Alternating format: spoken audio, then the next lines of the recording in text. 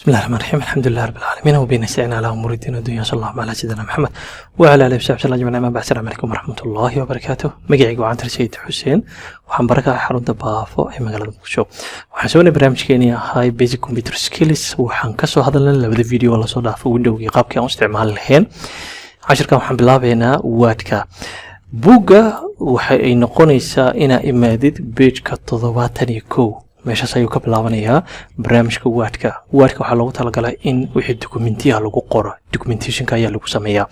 Chapter-kan midka ku xigo iyo midka ku soo xigo waxaan uga hadli doonaa barnaamijkan Word-ka hadii la yiraahdo, waliba si faahfaahsan ayaan u kala dhigi doonaa.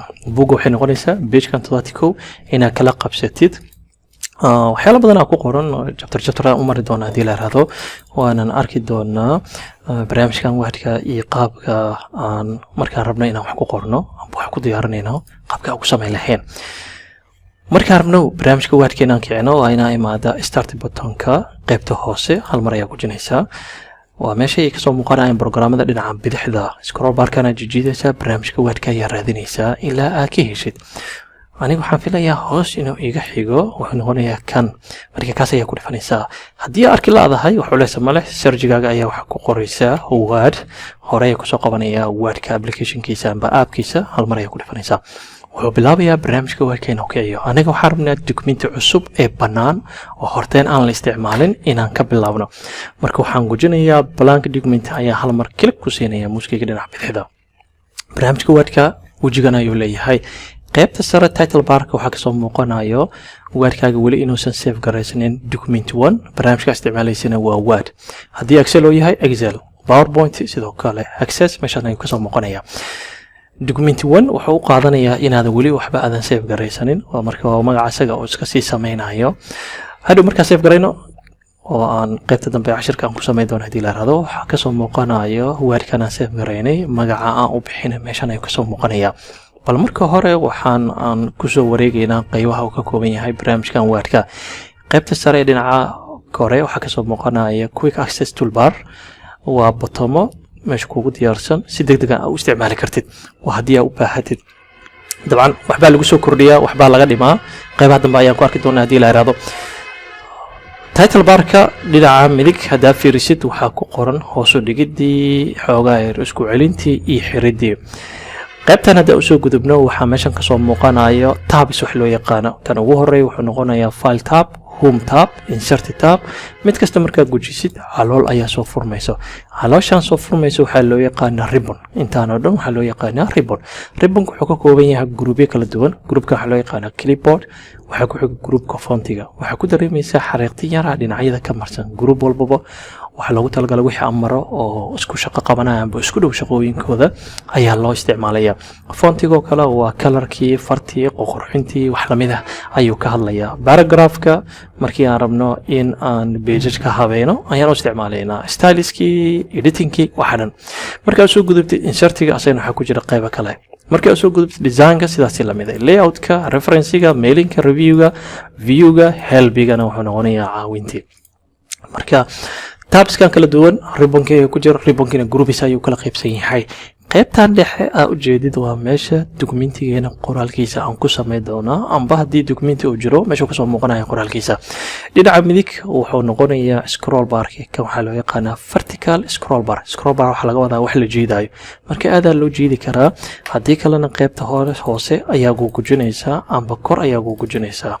sidaas lamid ah haddii dokumentigeena aan ballaarino view-giisa oo zoom-kan aan wax ku darno oo aan weyneyno, waxay ay noqonaysaa inuu imaado horizontal scroll bar. macnaha scroll bar jiifa ayaa imaanaya.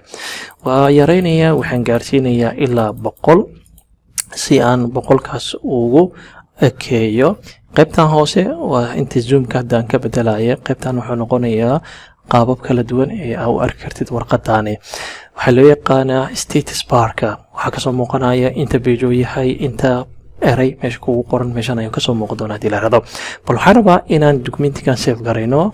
sidaan kuma hayi karno computerka dadamina amba Word-ka oo isxeero xoogaa yar way adkaanaysaa hadhow wixii aan ku qornay inaan helno. marka waxaan ku qasbanahay inaan save garaysano oo documentiga magaca u bixino. meel badan ayaa ka save garay kartaa. waxay ma kartaa file, inta wax ka dambeeyay save waa taaban kartaa. save-aasna waa isticmaali kartaa.